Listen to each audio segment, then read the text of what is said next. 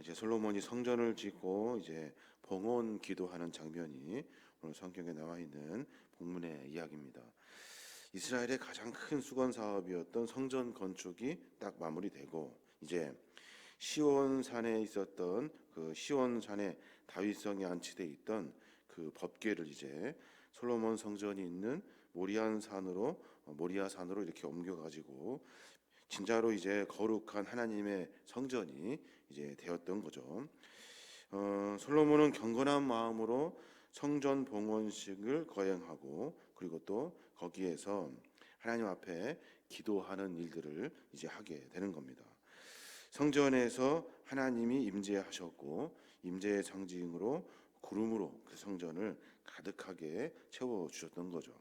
그래서 솔로몬은 이런 하나님의 거룩한 임재를 확신하고 성전에서 이스라엘 백성들과 그리고 자기의 죄와 그리고 성전 이스라엘 백성들의 삶을 통해서 하나님 앞에 기도하는 장면이 오늘 성경에 나와 있는 솔로몬의 봉헌의 기도예요.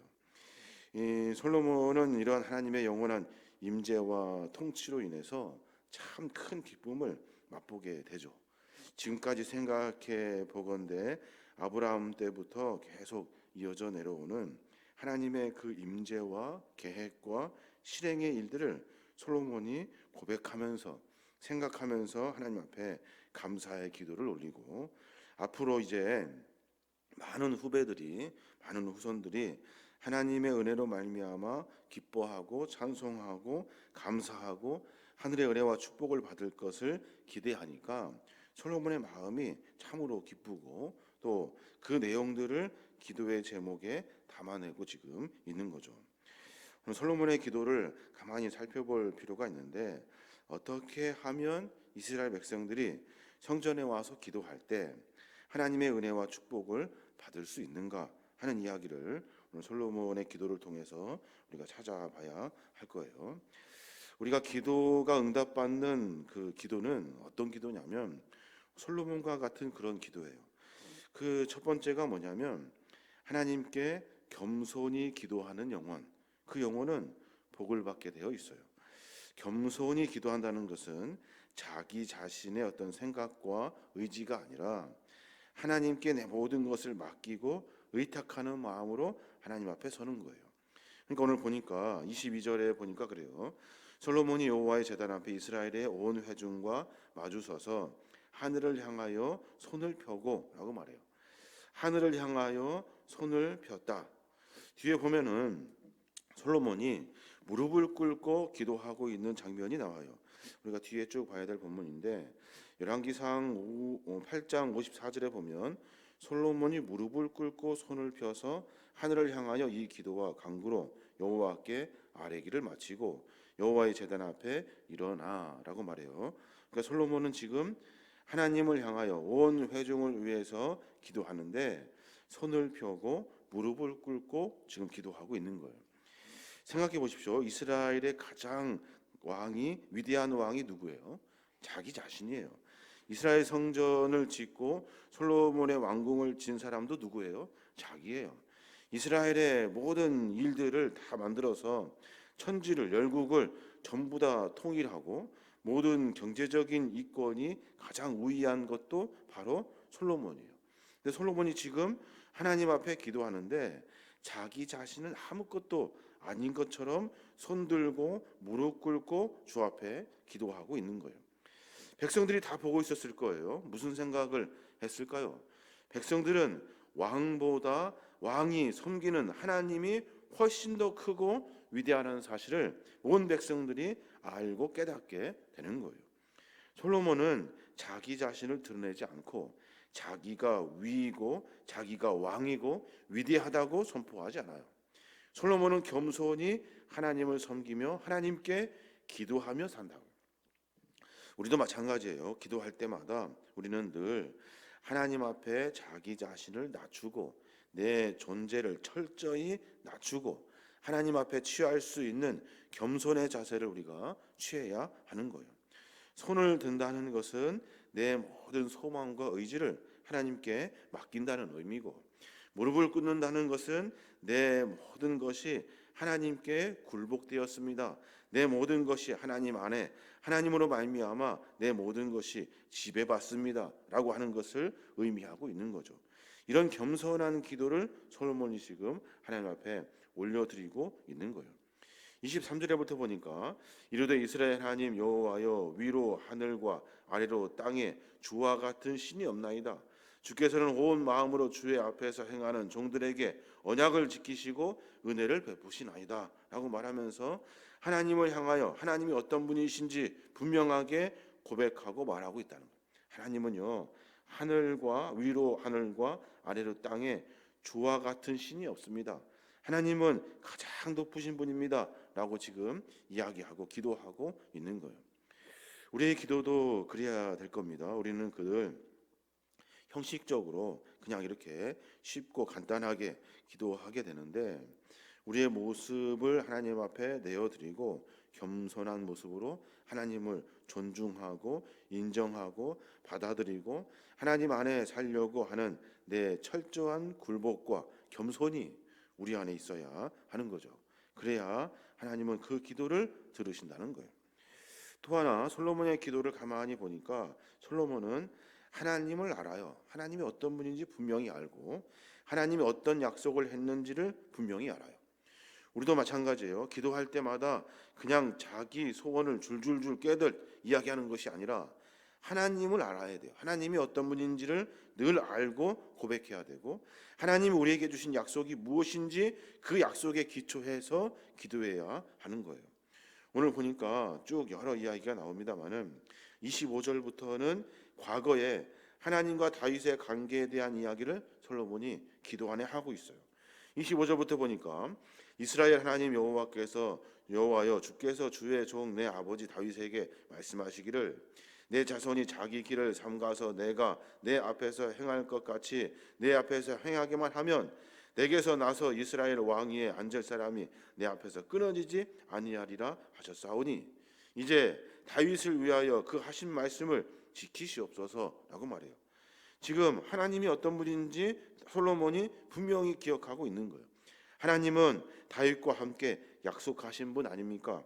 다윗에게 말씀하셨던 것처럼 자손이 자기 길을 삼가고 내가 내 앞에서 행한 것 같이 내 앞에서 행하기만 하면 이스라엘의 왕위에 앉을 사람이 다윗부터 끊어지지 않게 하신다고 하나님은 분명히 약속하셨습니다. 또 26절에 보니까 그런즉 이스라엘의 하나님이여 영원하건대 주는 주의 종 내 아버지 다윗에게 하신 말씀이 확실하게 하옵소서라고 하면서 하나님의 약속을 분명히 다시 상기해내고 있는 거예요. 기도는 이렇게 하는 거예요. 하나님이 어떤 분인지 분명히 알고 고백할 수 있어야 되고 하나님이 나에게 주신 약속이 무엇인지 말씀을 통해서 깨닫고 그 약속에 비추어 주 앞에 기도할 때 하나님은 우리에게 은혜와 복을 덧입혀 주신다는 거예요. 그냥 내가 하고 싶은 얘기하고 내 소원 이루기 위해서 그저 그 이야기만 하고 고집 피듯이 띵깡 피듯이 왜 안 되냐고 불평하는 것이 아니라 하나님이 어떤 분인지를 분명히 알고 깨달아야 하는 거예요. 그래야만이 하나님은 그 약속의 기초에서 그 일들을 이루어 가시는 거예요. 솔로몬은 지금 그렇게 기도하고 있는 거예요. 또 하나 솔로몬의 기도의 특징을 다시 한번 보게 되는데 31절부터 보면 첫 번째 강구, 두 번째 강구 하면서 쭉 강구하는 이야기가 나와요. 오늘 첫 번째 강구 31절부터 보면 솔로몬이 무엇을 기도하냐면 백성들의 허물과 죄, 내 죄와 내 허물, 내 모든 잘못을 회개함으로 말미암아 하나님의 은혜를 받는 이야기를 지금 하고 있는 거예요. 31절에 보면 만일 어떤 사람이 그 이웃에게 범죄함으로 맹세시킴을 받고 그가 와서 이 성전에 있는 주의 제단 앞에 맹세하거든. 하나님 혹시 이웃에게 범죄한 사람이 와서 주의 제단 앞에 기도하거든.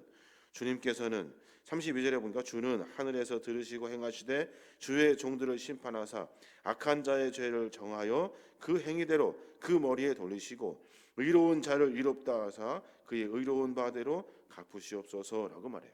그러니까 하나님 죄 지은 사람이 주 앞에 와서 제단 앞에 기도하거든. 하나님 그 죄를 분명히 심판하셔서 악한 자의 죄를 정하여 주시고, 또 그로 말미암아 행위로 말미암아 받을 죄가 있다면 그 벌이에 돌리시고, 또 의로운 자들이 있다면 의로운 자들대로 하나님의 은혜를 갚아 주십시오라고 지금 이야기하고 있는 거예요. 그러니까 성전은 어떤 곳이 되어야 하냐면 내 죄를 회개하고 내가 한 일에 대한 하나님의 은혜와 복을 만나는 곳이 되게 해 주십시오라고 하는 기도가 솔로몬의 기도인 거예요. 우리도 마찬가지예요. 기도할 때 어떻게 기도해요? 늘 우리는 내가 원하는 것 받기 위해 기도하는 것이 아니라, 하나님, 내가 지은 죄를 주 앞에 토설하고 내가 당연히 받아야 할 벌이 있다면 하나님, 내가 그 벌 받겠습니다. 하지만 하나님, 긍휼의 은혜를 베풀어 주셔서 내 죄를 정하여 주십시오. 뿐만 아니라 내가 의로운 일들로, 좋은 일들로, 하나님 보시기에 합당한 일들로 행한 일들이 있다 한다면 하나님, 나에게 은혜를 베풀어 주십시오. 의로운 자들이 받을 그 은혜를 나에게 주십시오 하는 기도가 우리의 기도가 되어야 한다는 거예요. 기도할 때마다 늘 자기가 어떤 일을 했는지, 내가 지금 어떻게 하고 있는지, 내가 주 앞에 어떤 존재인지에 대한 고백이 없으면 하나님은 그에게 은혜를 베풀어 주시지 않는다는 거예요. 이게 솔로몬이 했던 기도의 특징이에요. 정리해 보면 솔로몬이 지금 성전 짓고 봉헌의 기도를 하고 있어요. 성전에서 하나님의 임재를 만난 다음에 솔로몬은 자기가 할 수 있는 최선의 기도를 지금 하고 있는 거예요. 백성들을 위해서, 자기를 위해서, 그리고 자기의 왕위와 성전과 왕궁을 위해서 기도하는데, 자기가 어떻게 하나님의 은혜를 만났는지, 하나님이 어떻게 기도에 응답하시는지 분명히 알고 그 기도의 순서대로 지금 하고 있는 거예요. 첫째, 겸손한 모습으로 하나님 앞에 기도하고 있어요. 그 겸손한 기도를 하나님이 들으신다는 것을 솔로몬은 알아요. 또 하나는 하나님을 알고 그 약속에 기초해서 기도해야 한다는 것을 알아요. 그냥 막 무턱대고 하고 싶은 얘기 하는 것이 아니라, 하나님은 어떤 분인지 내가 분명히 알고 깨달아야 돼요. 하나님의 약속은 말씀을 통해 무엇인지 분명히 기억하고 있어야 하는 거예요. 그래서 다윗을 만났던 하나님, 나에게 응답해 주십시오. 뿐만 아니라 자기의 죄와 허물과 했던 일들을 주 앞에 고할 수 있어야 하는 거예요. 내가 죄 졌다면 벌 받겠습니다. 내가 어려운 일이 있다면 하나님 칭찬하시고 은혜를 베풀어 주십시오 하는 솔직한 기도가 우리의 기도가 되어야 하는 거예요. 오늘 솔로몬이 성전을 짓고 봉헌의 기도를 올려드립니다. 이 봉헌의 기도는 참 의미가 있어요. 성전에서 처음 하는 기도이기도 하고, 성전을 통해서 하나님께 임재를 만난 온 백성들이 하나님의 은혜를 만나는 그 소원의 기도가 담겨져 있기 때문에 그러죠.